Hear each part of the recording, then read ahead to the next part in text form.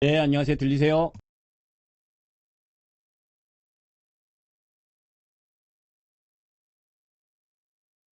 네, 들리는지 안 들리는지도 모르는데 맨날 들리냐고 물어보니까 참 한장하네, 그죠?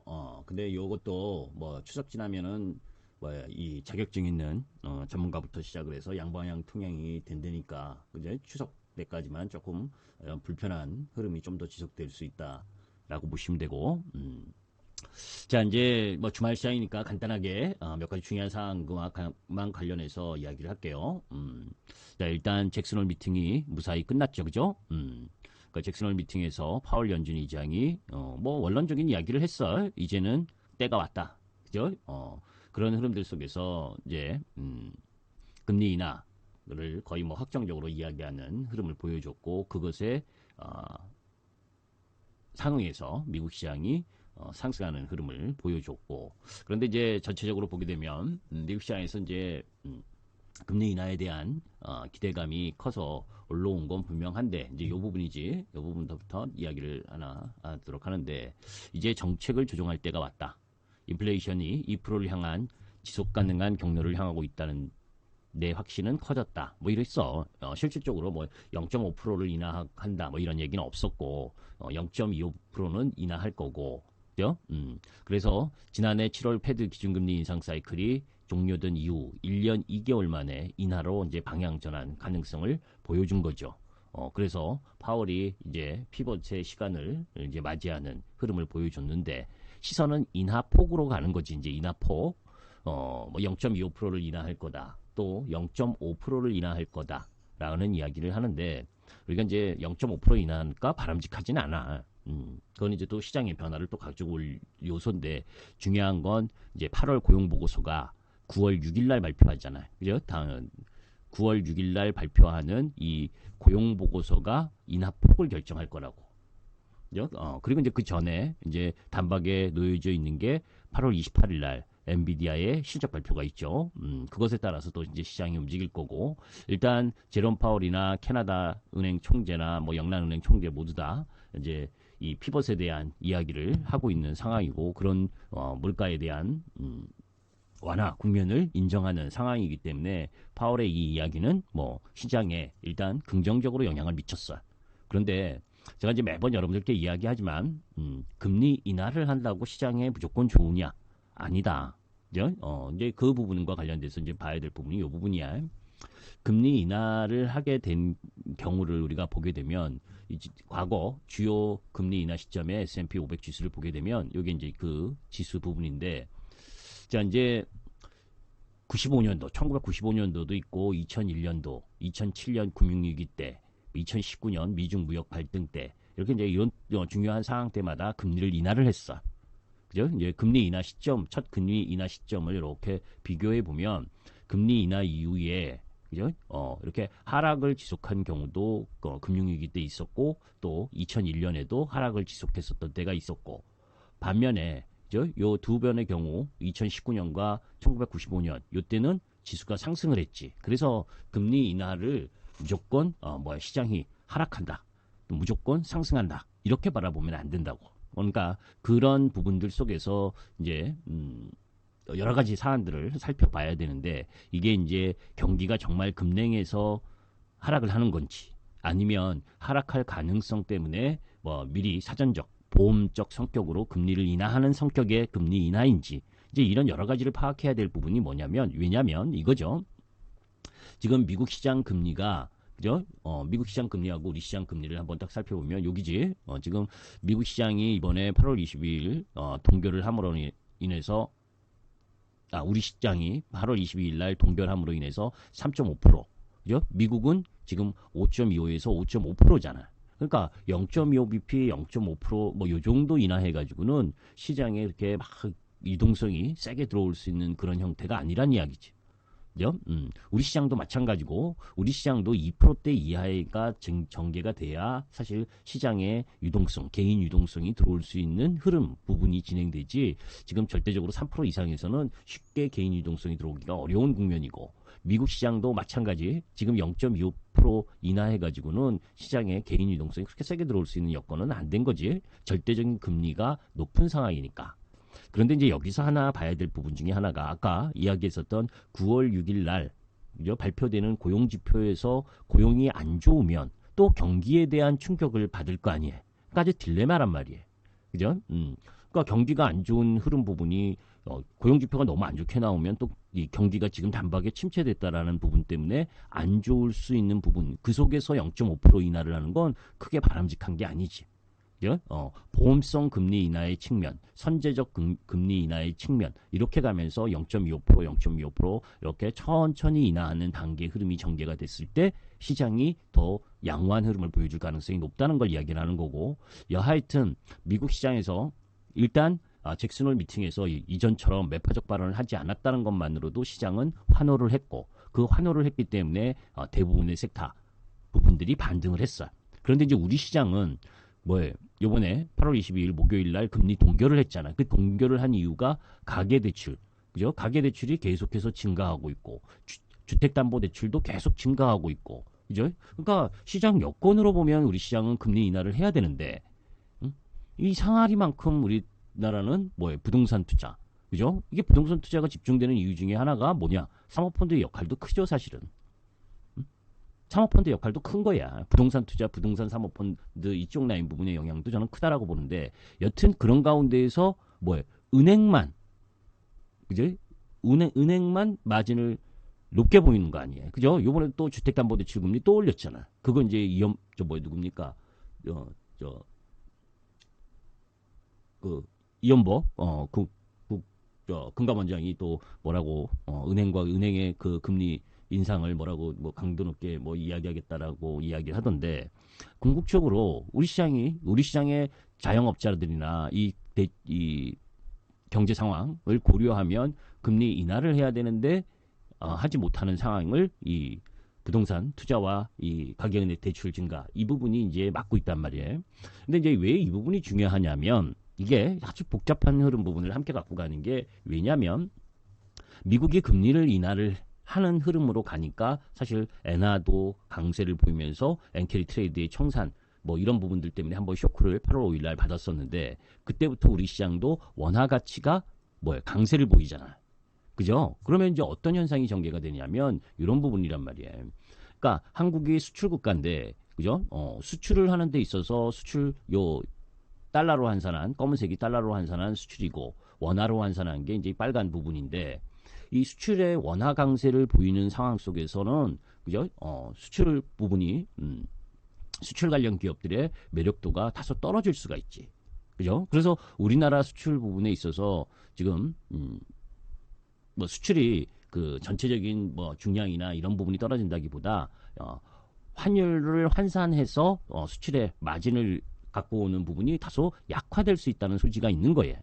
그래서 국내 수출 제조 업체들의 매출에도 이 환율 효과가 있을 수밖에 없는 거고. 그래서 환율이 내리면 외국인 입장에선 우리나라 주가가 비싸지게 되는 거고 환율 하락 상태에서 외국인의 적극적 매수가 기대하기가 좀 어렵게 되는 거라고. 그러니까 이런 부분들이 함께 작용을 하기 때문에 시장에서는 이 미국 시장의 금리 인하가 마냥 우리나라에게 계속 좋은 흐름을 보여주는 그런 부분만 있는 게 아니다라는 것도 염두에 둘 필요가 있는 상황이라는 거죠.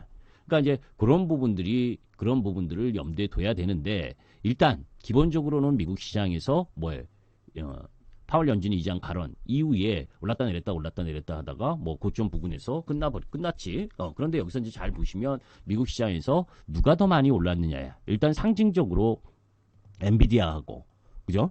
엔비디아 기술주도 오르고 거기에 테슬라도 오르고 그제? 테슬라도 반등하고 일단 금리를 인하하면 소비 진작에 대한 기대감 이런 부분이 있기 때문에 전반적으로 단기적인 효과에 있어서는 다 양호한 흐름을 보이는데 그런 가운데에서도 여기서 한번 볼 필요가 있는 게 마이크론 테크놀로지는 오히려 약세를 보였어요.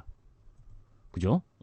엔비디아는 사실 뭡니까? 이제 130불 아이씨 뭐야?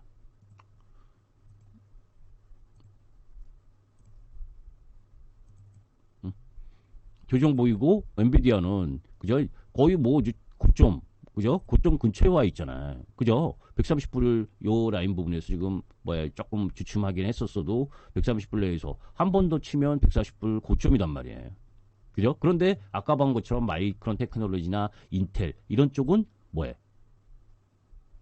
반등을 하긴 했어도 그게 뭐 저 엔비디아에 비하면 완전히 저 절벽이잖아요. 그죠? 아까 마이크론 테크놀로지도 그렇고 인텔도 그렇고. 그렇다면 미국 시장에 있어서 엔비디아가 오르는 거에 반도체 전반이 다 오르는 건 아니다라는 걸 표시해 주는 거지. 기술주 전반이 다 오르는 건 아니다라는 걸 이야기를 하는 거예요. 그죠? 자, 그런 가운데에서 금요일 날 잭슨홀 미팅의 흐름 부분으로 봤을 때 어떤 게 더 많이 올랐느냐. 그죠? 기술주 전반적으로 엔비디아가 상징적으로 테슬라가 상징적으로 오르긴 했어도 실질적으로는 뭡니까? 러셀 2000 중소형주들의 반등이 더 센 거지. 그게 이제 금리 인하에 대한 수혜를 일정 정도 받을 수 있으니까. 빅테크 기업들은 사실 금리를 인하하든 금리를 인상을 하든 큰 차이를 못 느끼는 상황이라고. 왜? 그만큼 현금 동원 능력이 있고 현금 보유 능력이 있으니까 뭐해? 금리가 높아도 뭐 먹고 사는데 전혀 지장이 없고 그런 흐름들 속에서 섹터의 성장, 섹터의 흐름 부분으로 움직여진 거니까. 그러니까 금리 인하를 하면 상대적으로 중소형주의 매력이 더 높은 거지. 왜? 금리 고금리 때문에 피해를 보는 쪽 라인이 중소형주 쪽이니까 그것에 대한 반작용이 일부 나타나면서 중소형주의 상승 흐름이 더 크게 나타난 거예요. 자, 이제 그런 가운데에서 또 하나 여기에서 우리가 살펴볼 부분 중에 하나가 사실은 26일 날, 그죠? 26일 날 이 하마스와 그죠? 하마스와 이스라엘, 그죠? 이쪽에 휴전 협상, 요게 고조되는 분위기였거든. 그죠? 그래서 지금 가자 전쟁을 끊을 수 있는 중대 분수령, 이래서 카이로談판에 주목하는 흐름이었는데 어제, 어제야 오늘이야, 그죠? 오늘 날짜로 보게 되면 그죠? 이스라엘이 대규모 이 공격 예상의 레바논 본토 헤즈볼라의 선제적인 공격을 했다. 이것도 조금 그거 해. 이거는 이제 정치공학적 흐름 부분으로 좀 봐야 되는데 사실 여러분들도 아시다시피 왜 이제 이야기하냐면 결론부터 이야기하면 지정학적 리스크가 끝나느냐 안 끝나느냐에 따라서 금리 인하의 속도가 더 빨라질 수 있느냐 아니냐 이 부분도 연결되어 있기 때문에 보는 부분 중에 하나인데 사실은 아까 이야기했었던 26일 날 카이로 회담에서 하마스하고 이스라엘하고 지금 바이든이 이스라엘과 그리고 이란을 압박을 해서 이란도 지난번에 여러분들 뉴스로 보셨지만 보복한다 하면서도 안 했잖아. 그죠? 24시간 내에 이스라엘 보복한다면서도 안 한 부분이 뭐냐? 이스라엘과 하마스의 이 휴전 협정 이게 체결이 될 수 있다면 보복 안 한다 해서 안 하는 거예요. 안 하고 못 하는 거예요. 왜냐하면 이란의 입장에서는 지금 이 대선 기간, 대선 흐름들 속에서 이 미국의 민주당이 되는 것보다 더 경계하는 게 공화당 트럼프가 되는 걸 경계를 한다고. 그죠? 만약에 트럼프 공화당이 됐을 경우에는 더 이란에 대한 압박 이런 부분이 엄청 심해질 것이다라고 생각을 하고 있기 때문에. 그러면 왜 지금 이스라엘이 이 헤즈볼라에게 공격을 했느냐? 26일 날 하마스하고 휴전협정 앞두고. 그러니까 내심적으로 보게 되면 휴전하고 싶지 않은 거지.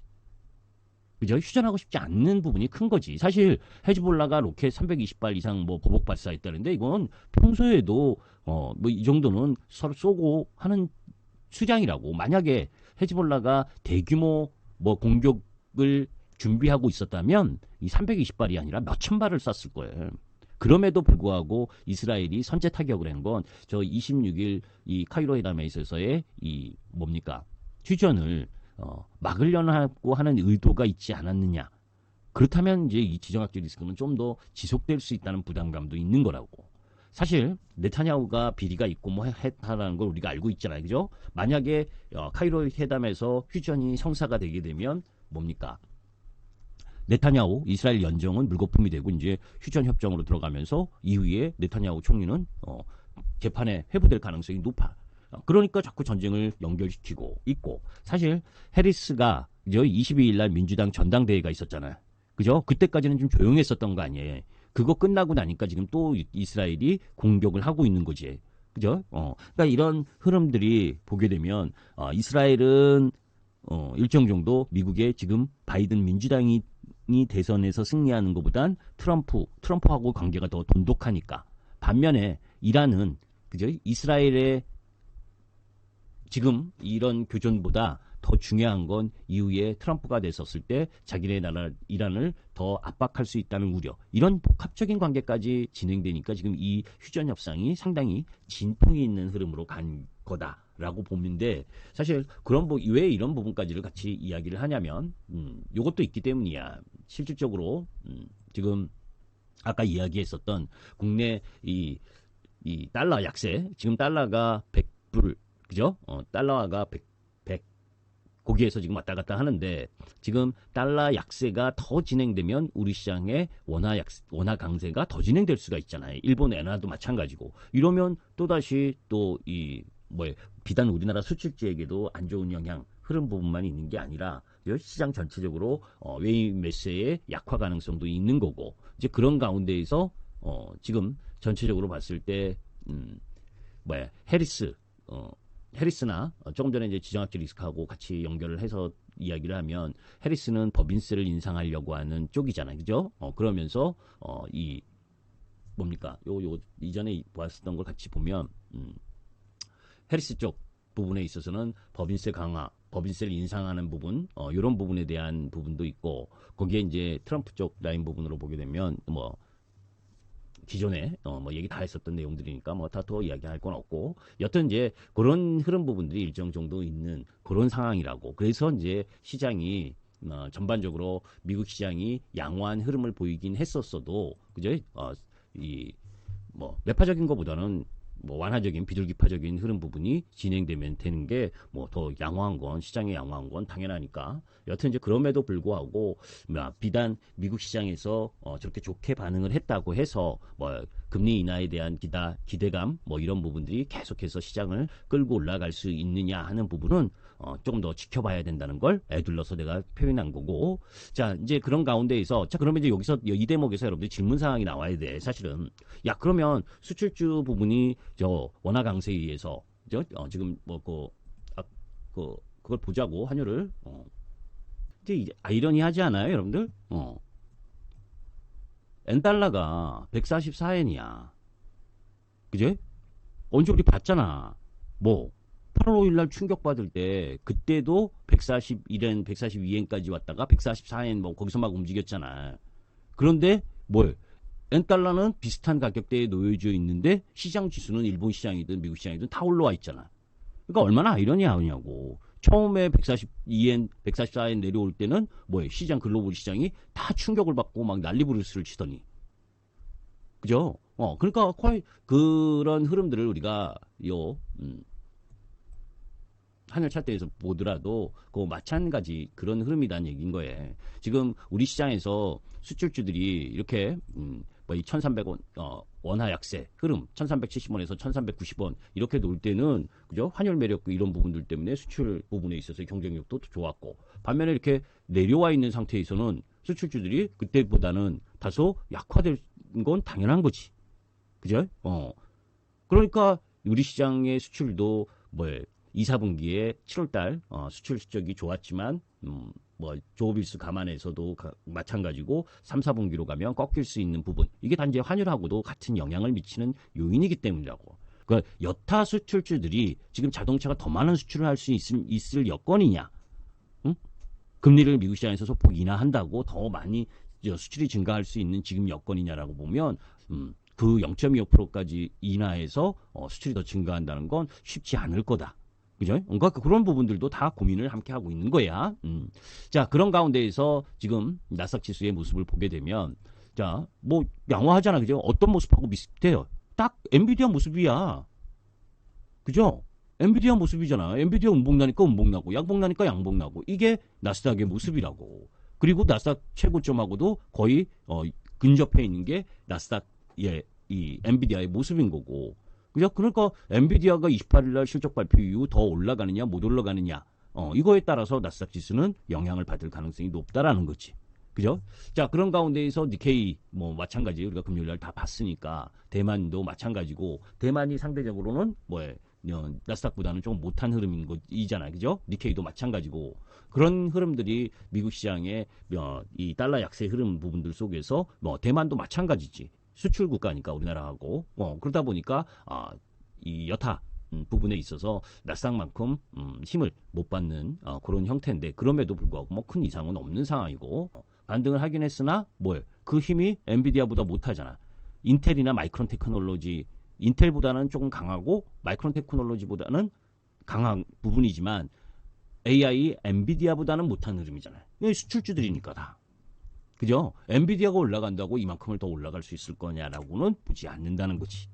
왜냐하면 엔비디아의 상승 흐름은 AI 쪽의 실적 흐름과 연관을 해서 올라갈 수 있어도 우리 시장의 삼성전자나 하이닉스는 뭐 엔비디아가 올라가면 올라갈 수 있는 여건이긴 해도 그죠? 아까 이야기했었던 기존 AI가 아닌 반도체 쪽 레거시 반도체 쪽의 흐름 부분으로 봤을 때 뭐 그런 건 수출, 환율 이런 부분도 영향이 미쳐지니까 그러니까 우리나라 수출주는 엔비디아가 올라가는 것보다는 덜 올라갈 수밖에 없는 상황이라는 거예요. 수출주의 여건이 그죠? 현대차나 기아도 마찬가지고 그죠? 그런데 그러면 여기에서 이제 봐야 될 부분 중에 하나가 달러가 그죠? 달러가 지금 달러 지수 흐름으로 봤을 때 더 세게 하락을 할 거냐? 응? 아니면 달러가 요 100에서 뭐 왔다리 갔다리 하는 정도에 있을 거냐? 이것도 또 중요하잖아요. 그게 뭐하고 또 연결되어 있냐면 고용지표, 미국의 금리 인하하고 다 연결되어 있는 거지 다시. 미국의 고용이 더 안 좋게 나와서 그죠? 금리를 0.5% 인하하고 또 더 인하해야 되는 그런 흐름으로 급격하게 인하하는 흐름을 보이면 달러가 더 약세를 보일 거 아니에요. 이게 다 동전의 양면으로 다 연결되어 있는 거예요. 그러면 달러가 더 약세를 보이면 우리나라 원화는 더 강세를 보일 거고 상대적으로. 그죠? 그러면 우리나라 수출주들에겐 힘이 잃어지는 효과를 발생할 거 아니에요. 그러니까 마냥 미국 시장에 있어서 금리 인하, 가파른 금리 인하가 좋은 일만은 아니란 말을 하는 거예요. 그래서 미국 시장의 속도가 중요하다. 금리 인하의 속도도. 지금 0.25% 인하하느냐 0.5% 인하하느냐에 관심이 있는데 저는 개인적으로 0.25% 인하를 해야지 바람직하다. 그렇게 천천히 연착륙의 흐름으로 가야지 0.5%를 인하를 하는 상황. 그리고 9월 이후에 이제 11월인데 11월 5일 날 미국의 대선. 그리고 나서 대선 이후에 다시 FOMC이잖아요. 그죠? 그러면 그때 가서 뭐 0.5%를 인하하더라도 지금은 0.25% 인하하는 흐름으로 가는 게 바람직한 그런 상황에 놓여 있다라고 보시면 돼요. 그래서 지금 잘 보시면 조금 제가 왜 이 이야기를 한 거냐면 우리 시장이 업종으로 봤을 때 우리 시장 업종의 흐름이에요. 지금 아까 나스닥 기준, 나스닥의 반등보다 못하잖아. 대만도 그렇고 뭡니까? 일본도 그렇고. 그죠? 나스닥은 여기 옆에다가 보여놓으면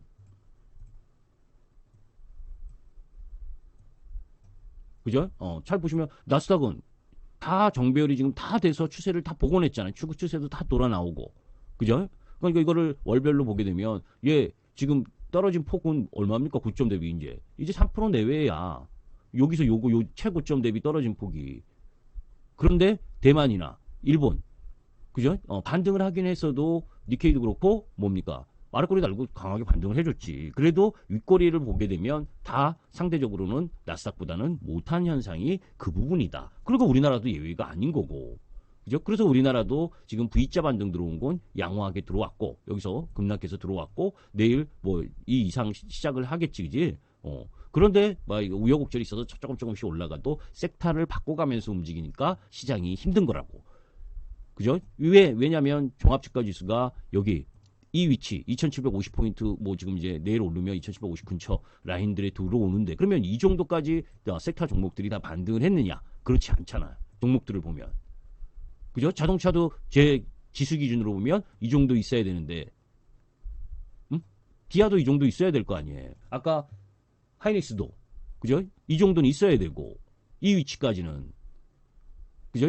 60개월 이 위치에 있는 선까지는 다 올라와야 되는데 그만큼 못 올라온 이유가 단순히 미국 시장의 금리 인하 기대감 이거로 반등한 거하고 우리 시장의 환율이나 섹터 이 부분하고 틀리기 때문이라고. 그죠? 그래서 그러면 그 이후에 달러가 여기서 100에서 더 세게 내려가는 거다라고 생각을 하면 수출주가 더 올라가기가 어렵지. 그죠? 그런데 저는 그렇게까지는 생각하지 않는다라는 얘기인 거지. 그러려면 미국 시장의 9월 6일 고용도 그냥 지난번 충격보다는 좀 더 나은 흐름으로 나와서 0.25% 이 쇼컷 요 정도의 흐름으로 가야지 빅숏으로 가는 흐름이 전개가 돼가지고 뭐 달러 약세가 더 심화가 되는 그런 흐름으로 가면 시장 지수는 뭐예요? 쉽게 반등하기가 어려운 국면이라는 것도 염두에 둬야 돼. 그래서 금리 인하가 만사 형통은 아니라는 거예요. 그러면 그거를 이겨내려면 뭡니까? 미국 시장이 달러 약세를 보이면서 우리나라 수출 환경이 다소 제한이 걸리더라도 그 섹터가 성장을 하고 그 섹터의 종목 부분이 기업이 수출을 늘릴 수 있는 흐름이 전개가 되는 쪽은 괜찮은 거지. 그죠? 그런데 그냥 수출이 정체되거나 수출을 하지 못하는 상황인데도 뭐예요? 원화 강세 흐름을 받게 되면 안 좋은 거고. 그래서 뭐예요? 원화 강세 흐름 보면 이전 같은 경우에는 그죠? 뭐 항공이나 대한항공이나 그죠? 아시아나항공 또 뭐 저 철강, 포스코나 뭐예요? 현대제철 이런 것들이 올라온 예전의 경우에는 그런 부분이 컸었는데 그죠? 근데 지금은 원체 업황이 안 좋으니까 이쪽도 크게 힘이 없는 상황이고. 그죠? 그러니까 섹터에 있어서 중국 관광객 뭐 증가한다 해도 뭐예요? 옛날 씀씀이하고 같지 않다. 그죠? 그래서 카지노나 이런 부분도 뭐 중국 관광객이 세게 들어와도 전혀 힘을 못 받는 거하고 똑같은 흐름이다라는 거예요. 그러니까 이런 형태로 보게 되면 뭐 금리 인하했다고 갑자기 막 내일 뭐 시장이 다소 뭐 미국 시장의 영향에 의해서 양호할 수는 있어도 너무 크게 기대를 하면서 바라볼 부분은 아닌 거고 그런 부분이기 때문에 계속해서 다른 쪽으로 가기가 쉽지 않다는 걸 이야기를 하는 거예요. 뭐 플랫폼이라든지 그 실적 없어도 성장주들 뭐 2차 전지도 그렇고 뭐 로봇도 그렇고 막 올라갈 수 있지. 그죠? 금리가 급격히 인하하면서 시장의 유동성을 보강하는 흐름이 세게 진행되면 근데 이 타이밍은 저는 적어도 내년 중반이나 돼야 된다라고 보거든. 왜? 미국 시장이 금리 인하가 이번에 올해 그죠? 기껏해야 0.5%에서 0.75% 내년 정도 돼야 지금 현 5.5%에서 1% 넘어가는 1.1%에서 1.5% 인하 그죠? 맥시로 봤을 때 2% 인하 그 정도로 보게 되면 3.5% 정도 내년에 가야 3.5% 갈까 말까다고 그죠? 미국 시장에서 3% 이하대가 돼야 이 금리 이 부분이 기대하는 성장 이 주들이 세게 올라갈 수 있지. 실적이 없어도 성장에 대한 기대감이 갖고 있는 쪽이. 그러니까 그런 흐름을 보이려면 적어도 내년 상반기 이후에야 가능하다라고 보는 거고, 그죠? 여기 이제 요 근래 지수가 붙잡아주고 있는 쪽이 이제 뭡니까? 유한양행이 얀센의 기술 이전한. 저는 이제 바이오 쪽을 별로 안 좋아해서 공략은 안 하고 실적이 그렇게 딱 맞춰지지 않으니까 그렇긴 한데 이 생물보안법, 그죠? 이 생물보안법을 9월 말에 미하원 전체회의에 상정해서 통과시키려고 하는 게 뭡니까? 사실은 중국의 이제 중국의 이 바이오 쪽 라인을 견제하려고 하는 거지, 그지? 그래서 지금 그렇지 않아도 삼성바이오로직스나 휴젤, 클래시스 요게 이제 2분기 매출과 영업이익이 분기 최대 실적을 보여줬고 그런 가운데에서 유한양행이 얀센의 기술 이전한 폐암 치료제의 미 FDA 승인, 그죠? 그런 부분을 통해서 이제 헬스케어 부분에 있어서의 경쟁력이 일정 정도 입증이 됐고 그러면서 알테오전부터 시작을 해서 국내 바이오 기업들이 미국의 빅파마들과 연결점을 늘리고 있는 부분. 요것 때문에 지금 바이오 쪽 라인 부분이 조금 세진 거잖아요. 그죠? 거기 뭐 이왕 그게 또 안 보여줄까봐 미리 이야기를 하면 그런 가운데에서 이제 지금은 방산이 조금 조정을 보이고 있긴 한데, 그제? 지금 뭐 폴란드 뭐 이쪽에 뭐 수출했다는 건 여러분들이 이미 지나간 이야기인 거고 여기서 이야기하려고 하는 건 수출용 미사일 사거리 이게 이제 300km에서 500km로 확대가 됐다고. 이건 이제 그 하나 에어로스페이스 다연장 로켓 천모와 연관된 부분인데 이게 왜 중요하냐면 사실 한국과 미국의 미사일 지침 해제가 2021년에 됐지만 사실은 수출용은 국제 다자간 협의체인 미사일 기술 통제 체제 MTCR의 규제를 받고 있어 우리나라가. 그죠? 그렇기 때문에 함부로 미사일 거리를 늘릴 수가 없어. 그럼에도 불구하고 300km에서 500km로 확대했다는 건 미국의 승인이 일정 정도 있다는 거죠. 그렇지 않겠어요? 미국하고 미국의 승인을 받은 상황이 아니면 할 수가 없는 거야. 우리나라는. 그런데 지금 뭐 이스라엘과 하마스 그다음에 러시아와 우크라이나 이 전쟁이 엄청나게 진행되고 있는 상황이기 때문에 미사일이 미국이 혼자서 이제 이 국방과 연관된 이 부분들을 다 커버 서방 국가들을 지원하거나 이 커버를 할 수가 없어. 그러니까 뭐예요? 우리나라의 이 다연장 로켓 요 미사일 사거리를 확대시켜 준 거 아니냐. 그러면 뭐 지금 사우디아라비아나 아랍에미리트, 폴란드 그리고 뭐 앞으로 뭐 우크라이나든 이 유럽 쪽에서 이 사거리가 300에서 500km로 확대가 됐기 때문에 더 수요가 증가할 수 있는 부분이 있는 거지. 이제 이런 부분도 이제 봐야 되는데 이건 이제 휴전 협정하고 또 뭐 휴전 협정이 더 진행될 거냐 아닐 거냐 뭐 이런 부분들과 함께 연결을 해봐야 되니까 이제 뭐 아직 크게 기간 조정이 완료됐다고 볼 수는 없어도 뭐 하나 에어로스페이스나 현대 로템 그죠? 이런 쪽은 계속해서 봐야 될 부분이 있고 거기다 이제 중국 철강 업종을 왜 이야기를 하냐면 지난번에도 한번 뭐 태양광이나 반도체 이쪽 부분에 있어서 중국의 과잉 생산 이게 엄청나다 그랬잖아요. 그죠? 지금 연도별 중국 철강 수출량으로 보나 또 연도별 1분기 중국 철강 수출량 추이를 보나 지금 부동산이나 내수 침체가 엄청 심한 중국 흐름으로 봤을 때 전년 대비 28% 많은 1억 톤 이상의 철광석 재고가 쌓여 있고 그죠? 그러면서 이 세계 각국이 중국 저가 공세에 맞서서 관세 인상 뭐 이런 대책 마련에 나서는 걸 보면 지금 전체적으로 이 중국 경기 흐름 부분은 안 좋다는 걸 염두에 둬야 돼. 그래서 금리 인하한다고 중국 관련이나 이런 쪽 라인도 쉽게 올라가겠지 한 기대는 크게 바람직하지 않다라고 보시면 되고 자 그런 흐름들 속에서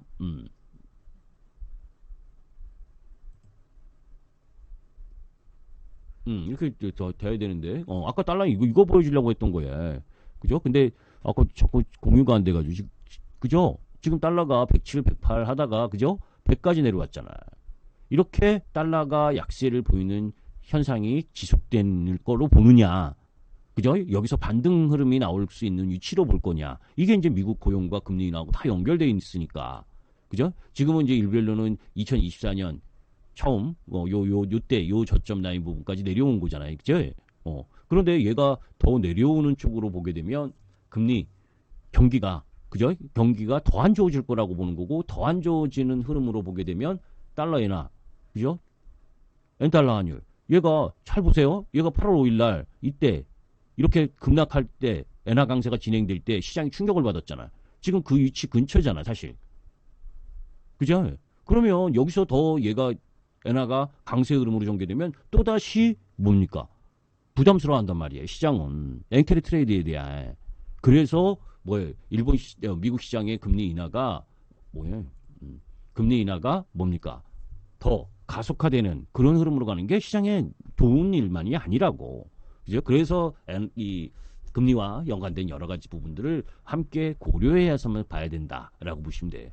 자, 그런 얘기 정도인 거고. 자, 그러면 이번 주 라인 부분엔 어떤 중요한 부분이 있느냐라고 보면 뭐니 해도 28일 날 엔비디아의 실적 발표지.